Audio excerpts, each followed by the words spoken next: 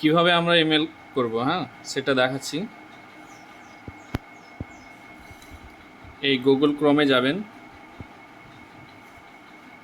তারপরে এই যে স্ক্যানার আছে, এই মাইকের চিহ্ন আছে, এরপরে যে স্ক্যানার আছে এখানে চাপ দেবেন।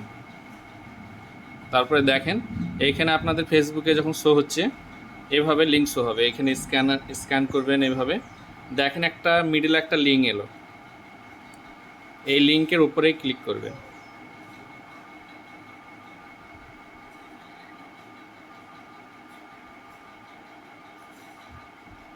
এরপরে ওপেন জিমেলে এখানে ক্লিক করবেন।